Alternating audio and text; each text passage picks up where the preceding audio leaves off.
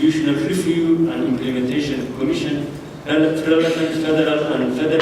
shirka SDRF oo looga hadlo horumarinta arrimaha Soomaaliya kaasoo bishii mar la qabto ayaa waxaa maanta daafuray ra'iisul wasaare ku-xigeenka dalka Mudane Mahdi Maxamed Guuleed Qadar iyadoo ay goobjoog ka ahaayeen gudoomiyaha gobolka Banaadir ahna duqa magaalada Muqdisho Mudane Cabdiraxmaan Cumar Cismaan injineeriso wasiir iyo xildhibaan ka tirsan dowladda Soomaaliya gudoomiyaha guddiga madaxa bannaan ee doorashooyinka iyo wakiilo kala duwan oo ka socday hay'adaha beesha caalamka shirkani oo dhowr saac qaatay ayaa ajendayaashii looga hadlay waxaa ka mid ahaa xoojinta mashaariicda lagu horumarinaya arrimaha Soomaaliya iyo sidii beesha caalamka ay door muhiim ah uga geysan lahayd fulinta mashaariic waxtar u leh Soomaaliya iyo sidii loo fududeyn lahaa in doorashooyinka soo socda ay Soomaaliya uga qabsoomi lahayd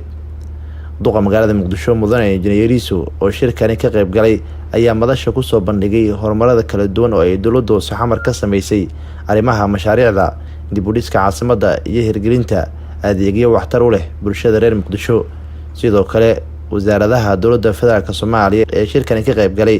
ayaa soo bandhigay siyaasadaha ay u diyaariyeen dardargelinta horumarinta arrimaha Soomaaliya shirka ayaa markuu soo ilaaday waxaa warbaahinta qaranka la hadlay gudoomiyaha gobolka Banaadir ahna duqa magaalada Muqdisho Mudane Cabdiraxmaan Cumar Cismaan injineeriso shirkan waa shir ay ka soo qayb galaan dhammaan beesha caalamka ha noqoto diblomaasiyiinta ha noqoto deeq bixiyaasha waxaana sidoo kale maanta halkaas shir gudoonkii la wareegay USAID halkii markii hore ay ka ahayd DFID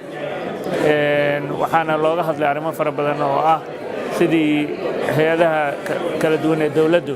warbixin looga dhageysan lahaa horumar ka socda waxaa warbixin laga dhageystay maamulka gobolka Banaadir oo soo bandhignay horumarka lagu talaabsaday iyo mashaariicda socotay sidaan u dooneen beesha caalamku inay kaalin uga geystaan waxaa warbixin laga dhageystay gudoomiyaha guddiga doorashooyinka oo ka warbixisay horumarka u diyaargarowga doorashooyinka dalka waxaa warbixin laga dhageystay wasaaradda haweenka oo soo bandhigtay mashruuca horumarinta haweenka waxaa isla markaana halkan lagu ansixiyay mashaariic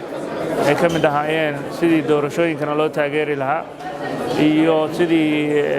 ilmaha ka yimaada argagixisada loo xanaaneyn lahaa looga warqabi lahaa waxaa kaloo iyadana laga hadlay oo shirka muhiimad weyn u lahaa shirka soo socda ee xiriirka iskaashiga Soomaaliya SBF loo yaqaano oo la rabo in Muqdisho lagu qabto bisha soo socdo looguna diyaar garoobo oo hay'adaha caalamka oo dhan ay ku taageerayaan Soomaaliya sidii doorasho uga dhici lahayd 2020-2021 marka waxaan filayaa shirkan aad buu muhiim u ahaa shir gudoonka runtii ra'iisul wasaare ku-xigeenkana wuxuu muujiyay hoggaan isla markaana lagu soo bandhigay ajendayaashii iyo howlihii loo yimid Nuur Saciid Taliil warbaahinta qaranka Soomaaliyeed magaalada Muqdisho.